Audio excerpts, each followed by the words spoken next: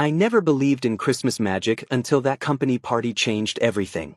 My name is Lysander Belrose, but everyone calls me Ly, and I'd been working at Ashwick Enterprises for 6 months without my boss, Thorne Ashwick, even acknowledging my existence.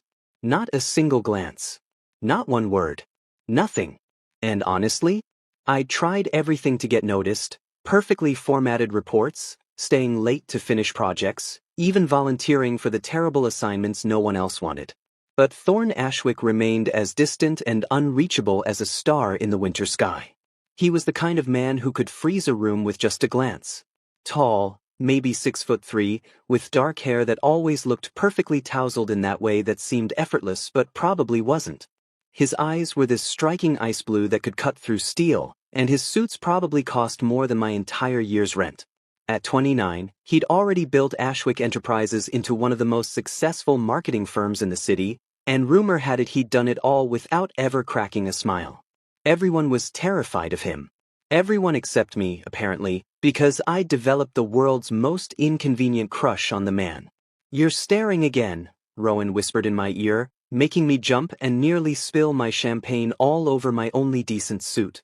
Rowan Fairchild was my best friend and the sole reason I hadn't quit this job 3 months ago when Thorne had walked past my desk 14 times in one day without a single acknowledgement. Rowan worked in HR and had the kind of effortless charm that made everyone love him instantly. Tonight, he looked annoyingly perfect in a deep green sweater that matched his eyes. I wasn't staring, I lied, taking a long sip of champagne. The office Christmas party was in full swing around us, complete with tacky decorations, terrible pop music versions of Christmas carols, and enough alcohol to make even the most boring accountants think they could dance. And I'm not gay. Rowan rolled his eyes. Ly, you need to either talk to the man or get over this obsession. It's getting sad. It's not an obsession. It's professional admiration. You literally know his coffee order by heart. That's called being observant. You know what day he gets his dry cleaning delivered. I opened my mouth to argue but realized I had no defense for that one. Hey, fine. Maybe I pay attention to him. But it doesn't matter anyway. Thorne Ashwick doesn't even know I exist. To him, I'm just another nameless employee. Probably just that guy from marketing, if he thinks of me at all. Rowan's expression softened. You deserve someone who sees you, Ly. Someone who appreciates how brilliant and kind and absolutely infuriating you are. Thanks. I wasn't sure if that was a compliment or an insult. The champagne was starting to make everything feel warm and fuzzy around the edges. I'd lost count of how many glasses I'd had. 3? 4? The holiday spirit had apparently decided to possess my usually sensible self. Oh no, Rowan said suddenly, his eyes widening. Ly, don't look now, but guess who just walked in? Of course I looked. Standing in the doorway like he'd rather be literally anywhere else was Thorne Ashwick himself.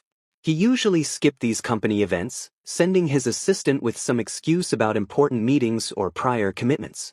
But there he was, looking devastating in a black suit that probably cost more than my car, his expression set in that default cold mask he always wore.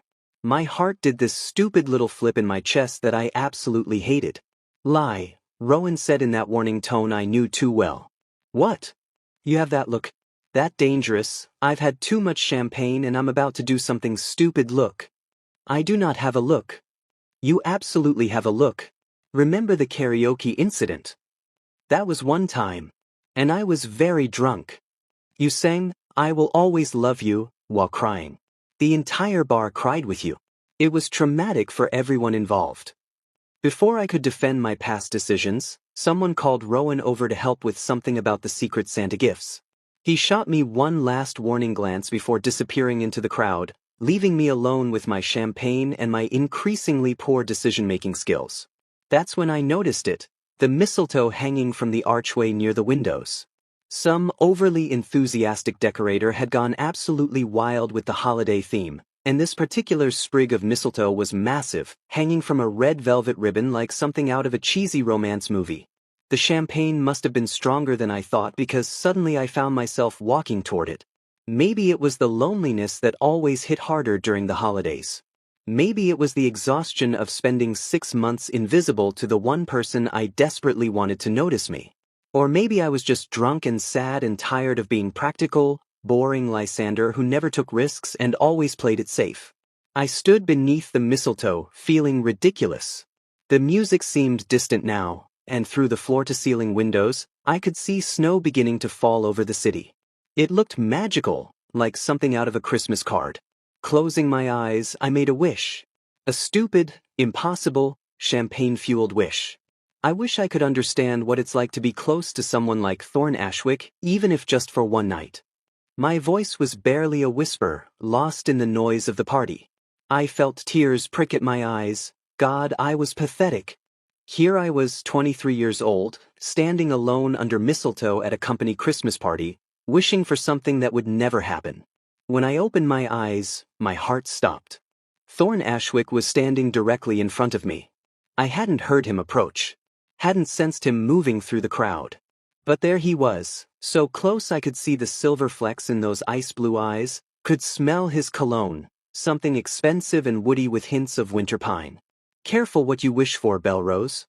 His voice was deep, smooth like aged whiskey, and it sent shivers racing down my spine. He knew my name. Thorn Ashwick knew my name. I tried to respond, tried to say something, anything, that wouldn't make me sound like a complete idiot. But the room was spinning now, and those blue eyes were so intense, looking at me like he could see straight through to every secret I'd been keeping. Mr. Ashwick, The world tilted sideways. Then everything went black. That was my first conscious thought. A dull, throbbing headache that pulsed behind my eyes like someone was using my skull as a drum. My mouth tasted like I'd been licking the bottom of a shoe, and my body felt heavy, like I was wrapped in warm honey. No, not honey. My eyes flew open. This wasn't my apartment. My apartment had water-stained ceilings and walls so thin I could hear my neighbor's terrible taste in reality TV. This room had floor-to-ceiling windows that overlooked the city skyline, gray morning light filtering through sheer curtains that probably cost more than my monthly salary. The bed I was lying in was enormous, covered in sheets that felt like liquid silver against my skin. Expensive cologne and winter pine filled my senses. Oh God. Oh God. Oh God. Oh God. I tried to sit up, but something stopped me. An arm. A very masculine, very muscular arm draped across my waist with casual possession, like it had every right to be there. My heart hammered so hard I thought it might actually break through my ribs. Slowly, terrified of what I'd find, I turned my head. Thorn Ashwick was sleeping beside me. His dark hair was messy for once, falling across his forehead in a way that made him look younger, almost vulnerable. His face was relaxed in sleep, those sharp features softened without the ice-cold mask he always wore. He was shirtless, I could see that much, one arm under his pillow, the other wrapped around me. We were in bed together. I was in Thorn Ashwick's bed. Panic seized my chest like a physical thing. I tried to piece together the previous night, but everything after standing under that mistletoe was a complete blank. How did I get here? What happened? Oh God, did we do something? I looked down at myself. I was wearing a t-shirt, definitely not mine, way too big, and my dress pants from last night. So at least I wasn't completely naked. That was something. Maybe? I needed to leave. Right now. Before he woke up and I had to face whatever embarrassing thing I'd apparently done last night. Before I had to see the disgust in those ice blue eyes when he realized he'd somehow ended up with his junior marketing analyst in his bed. Carefully, moving as slowly as possible, I tried to slip out from under his arm. The moment I moved, his grip tightened. Going somewhere, Lysander? His voice was rough with sleep, deeper than usual, and it did absolutely unfair things to my already racing heart. And he'd used my full name. Not Belrose, or you there, or any of the generic terms I'd imagined he'd use if he ever actually spoke to me. Lysander. My name sounded different in his mouth, intimate in a way that made my skin flush. Mr. Ashwick, I'm so sorry, I don't know what happened last night. You should stop apologizing. He finally opened his eyes, and I found myself trapped in that ice blue gaze. But something was different. The cold distance that was usually there had thawed, replaced by something I couldn't quite read. Something that looked almost tender? I was clearly still drunk or possibly having a nervous breakdown. But how did I even get here? Thorn shifted, propping himself up on one elbow, his arms still across my waist. He was studying me with an intensity that made me want to squirm. You made a wish. I granted it. What? My brain felt like it was moving through mud. That doesn't make any sense. Wishes aren't real. Magic isn't. My phone buzzed violently on the nightstand, making us both jump. I grabbed for it with shaking hands, desperate for any distraction from this surreal situation. Rowan's name lit up the screen, along with approximately 15 missed calls and a string of increasingly frantic messages. Where are you? Lie, you left the party and no one knows where you went. I swear to God if you don't answer me in the next 5 minutes I'm calling the police. Cash and Vale was asking about you at the party. Said he saw you leave with someone. Lie, please tell me you didn't do something stupid. Cash and Vale. The name barely registered in my panicked brain, but apparently it registered in Thorn's because the moment he saw it on my screen, his entire demeanor changed. The softness vanished, replaced by something dark and dangerous. Stay away from Vale. It wasn't a suggestion. It was a command, delivered in that cold CEO voice that made interns cry. I don't even know who Cash and Vale is, I said, pulling away from him and finally managing to sit up. The room spun slightly, but I forced myself to focus. Mr. Ashwick, I need you to tell me what happened last night. All of it. Because the last thing I remember is standing under mistletoe making a stupid drunken wish, and now I'm in your bed and you're acting like what? His jaw tightened. Like you actually know who I am. Like I'm not just another forgettable employee.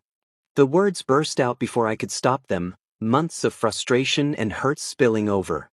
You've never even looked at me before last night. Never said my name. Never acknowledged that I exist. And now I wake up here and you're I couldn't finish. Tears were burning behind my eyes and I absolutely refused to cry in front of Thorn Ashwick. I'd already humiliated myself enough for one lifetime. Lysander. His voice was softer now. You think I didn't know you existed? I know you didn't. I know your coffee order is a vanilla latte with oat milk and extra foam. I know you always arrive exactly 15 minutes early. I know you volunteer for the difficult projects because you want to prove yourself. I know you hum when you're concentrating, and you have this habit of pushing your hair back when you're stressed. He paused, something almost painful flickering across his face. I know you, Lysander Belrose. I've known you since the day you walked into my building. I stared at him, my mind refusing to process what he was saying. Before I could respond, his phone rang. The sound was jarring in the quiet intimacy of the moment. Thorn's face went pale as he glanced at the screen, and I saw something I'd never seen before in those ice-blue eyes. He answered, and even from where I sat, I could hear the voice on the other end. Smooth, amused, dangerous. So you finally made your move on the boy. Interesting. I wonder what the board would think about their CEO seducing junior employees. The voice laughed, cold and calculated. This is going to be fun, Thorn. Very fun indeed. The call ended. Thorn sat frozen, his knuckles white around the phone. That was Cash and Vale, he said quietly. And somehow, he knows exactly where you are. The next few days were absolute torture. I'd left Thorn's penthouse that morning in a daze, his cryptic warnings about Cash and Vale echoing in my head. He'd called his driver to take me home, wouldn't let me take the subway despite my protests. The whole ride back to my tiny apartment, I kept replaying everything. The way he'd said my name, the fear in his eyes during that phone call, the feeling of waking up in his arms. But at the office? It was like that morning never happened. Thorn was back to being the Ice King striding through the halls with that cold, untouchable aura. He passed my desk twice on Monday without even a glance. In the elevator on Tuesday, we stood 3 feet apart in complete silence while I tried not to have a panic attack. Wednesday morning's department meeting, he looked right through me when I presented my quarterly analysis. It was driving me insane. Worse, I'd catch him watching me sometimes. I'd look up from my computer and find those ice-blue eyes fixed on me with an expression I couldn't read, something intense and conflicted and almost hungry. But the moment our gazes met, he'd look away like I'd burned him. My heart couldn't take this whiplash. Either he felt something or he didn't. Either that morning meant something or it was just a drunken mistake we were both supposed to forget. You look like hell, Rowan announced, cornering me in the break room on Wednesday afternoon. He was holding 2 cups of coffee and wearing his concerned best friend face, which was never a good sign. Thanks. You really know how to make a guy feel special. Lie, I'm serious. You've been acting weird all week. You won't tell me what happened Friday night, you're jumping every time your phone buzzes, and you keep staring at Thorn like a sad puppy. He handed me one of the coffees. Talk to me. What's going on? I wanted to tell him. God, I wanted to tell someone about waking up in Thorn's bed, about the things he'd said, about Cashin Vale's threatening phone call. But something stopped me. Maybe it was the fear in Thorn's voice when he'd warned me to stay away from Vale. Maybe it was my own confusion about what any of it meant. It's nothing. Just party hangover. You know how it is. Rowan didn't look convinced, but before he could interrogate me further, his expression changed. His eyes widened, focused on something behind me. Lie, you need to tell me what's going on. Right now. The urgency in his voice made me turn around. Standing in the break room doorway was possibly the most beautiful man I'd ever seen. Tall, with golden blonde hair and green eyes that sparkled with mischief and danger in equal measure. His suit was perfectly tailored, and he wore a smile that probably made people hand over their credit cards and firstborn children. Everything about him screamed expensive, charming, and dangerous. Lysander Belrose, we finally meet properly.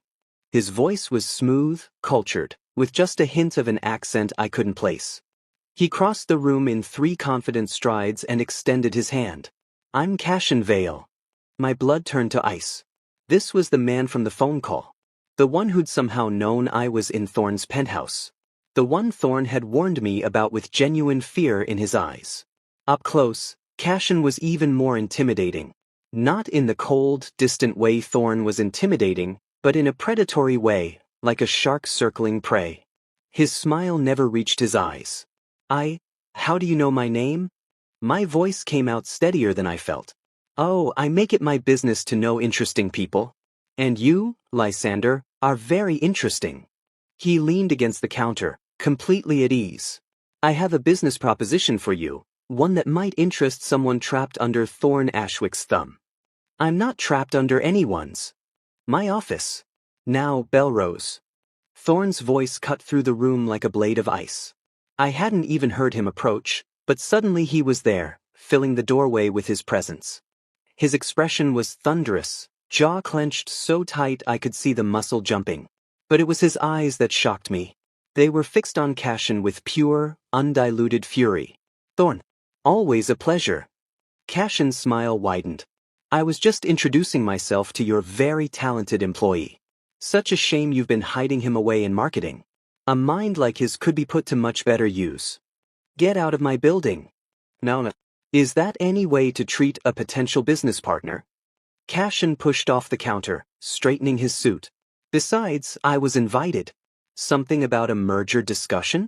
Your assistant scheduled it. Thorn's hands clenched into fists. For a moment, I thought he might actually hit Cashin Vale right there in the break room. Lysander.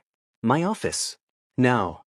He didn't wait for a response, just turned and walked away, clearly expecting me to follow. I glanced at Rowan, who looked completely lost, then back at Cashin, who was watching me with those calculating green eyes. We'll finish our conversation later, Lysander.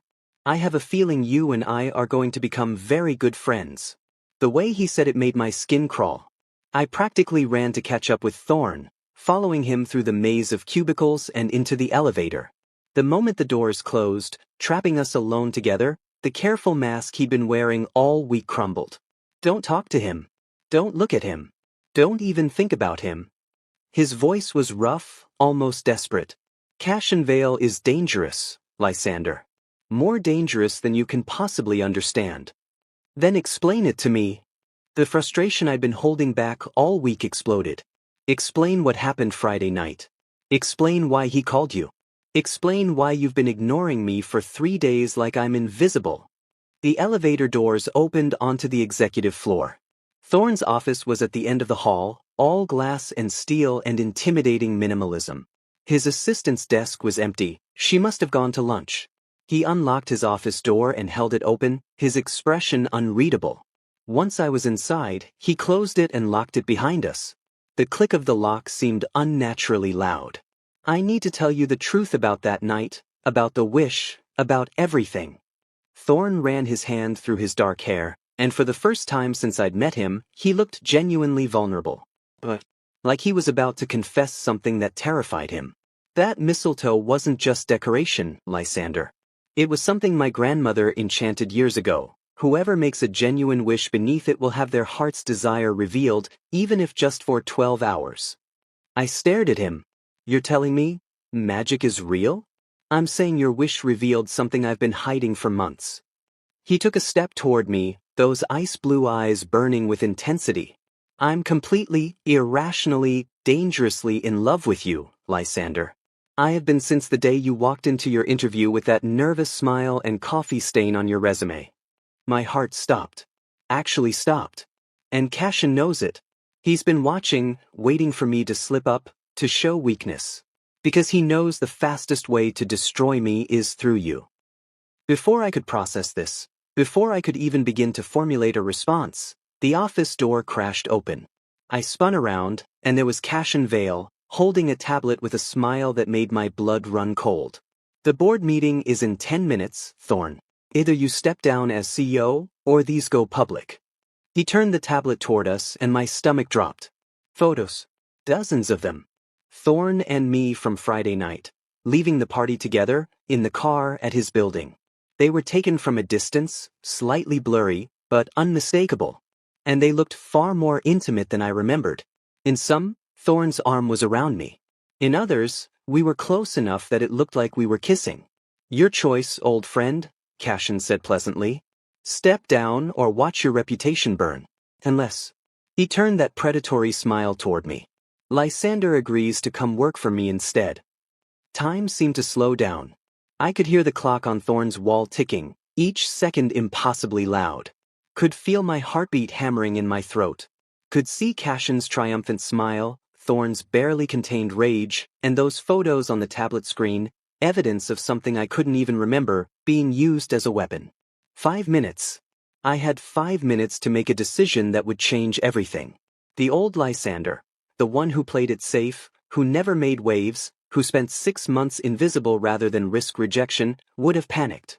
Would have agreed to anything to make this situation go away. But something had shifted in me over the past few days. Maybe it was waking up in Thorn's arms. Maybe it was hearing him confess he'd been in love with me all along. Maybe it was just exhaustion from being pushed around by forces I didn't understand. Whatever it was, I felt anger rise up in my chest, hot and righteous and absolutely done with all of this.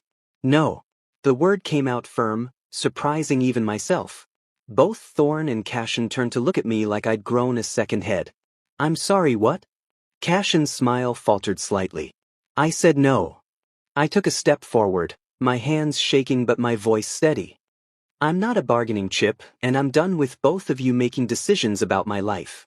I turned to face Cashin directly, forcing myself to meet those cold green eyes. Whatever photos you have, release them. I don't care.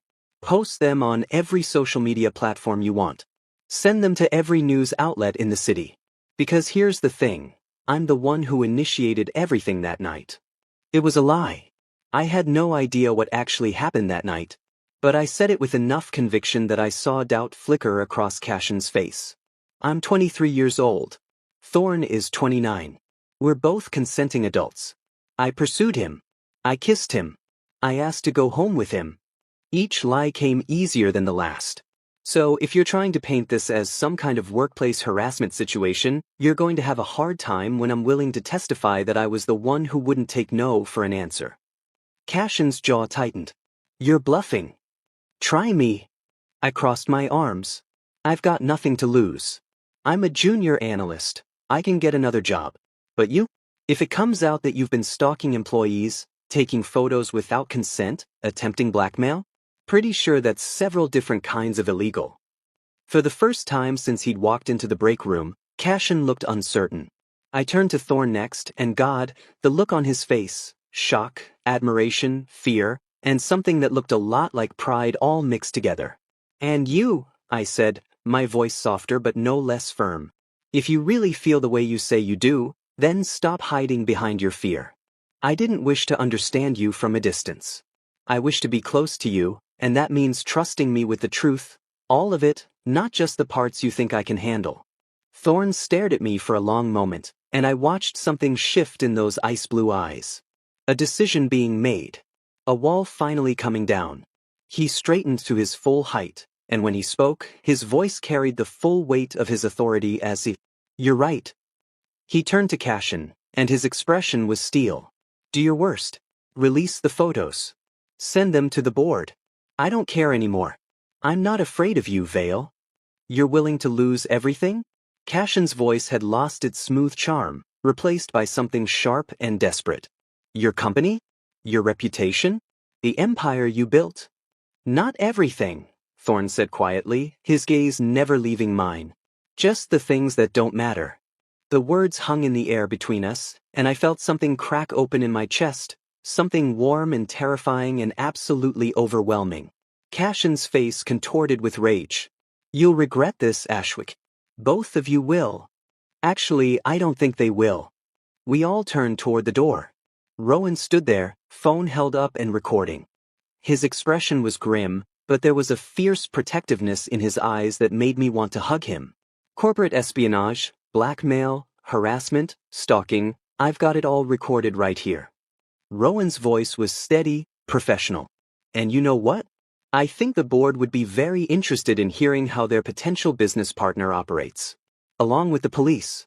And probably several lawyers." The color drained from Cashin's face. "You have 5 seconds to get out of this building before I send this recording to every contact I have in HR departments across the city," Rowan continued. "And trust me, Vale, I have a lot of contacts. Good luck finding anyone willing to work with you after this." For a moment, I thought Cashin might try to fight back. But something in Rowan's expression, calm, determined, and absolutely done with his bullshit, must have convinced him he'd lost. "This isn't over," Cashin spat, but the threat sounded hollow now. He shoved past Rowan and disappeared down the hallway, his footsteps echoing on the marble floors. The three of us stood in silence for a moment. "So," Rowan said eventually, lowering his phone. "Anyone want to explain what the hell just happened? Because I've been standing outside this office for the last 10 minutes having a minor heart attack." I let out a breath I didn't know I'd been holding, and suddenly my legs felt like jelly. I stumbled backward, and Thorne was there instantly, his hands on my shoulders, steadying me. "You're shaking," he said softly. "Yeah, well, I just lied to a corporate blackmailer and basically committed career suicide, so I think I'm entitled to shake a little." "You didn't commit career suicide." His hands moved from my shoulders to cup my face, tilting it up so I had to meet his eyes. "You were incredible. Brave and brilliant and absolutely terrifying." "I was making it up as I went along," I admitted. "I still don't remember anything from Friday night." Something that might have been a smile, an actual, genuine smile, tugged at the corner of Thorne's mouth. "You really don't remember?" "No. The wish, the mistletoe magic, waking up in your bed, it's all a complete blur." "Then let me tell you what happened." His thumbs brushed across my cheekbones, and his voice dropped to something intimate and raw. "You made a wish to understand me. And for 12 hours, every wall I've spent years building came down. I told you everything, Lysander. About my family, about why I'm so cold, about how I've been watching you for months and falling more in love with you every single day." My breath caught. "You fell asleep in my arms around 3 in the morning, and I lay awake watching you and thinking that I'd never felt more terrified or more complete in my entire life." His forehead touched mine. "And when you woke up and didn't remember any of it, I thought maybe it was better that way. That you deserved someone who wasn't broken and closed off and dangerous to be around." "That's not your decision to make," I whispered. "I know that now." Still here," Rowan interjected. Still very confused. "Also, did someone say magic? Because I feel like we glossed over that part way too quickly." I laughed, actually laughed, and felt some of the tension drain from my body. Thorne stepped back slightly, giving me space but keeping one hand on my waist like he couldn't quite let go completely. "It's a long story," I told Rowan. "I've got time. And you're buying me coffee." Expensive coffee. This friendship just got way more complicated.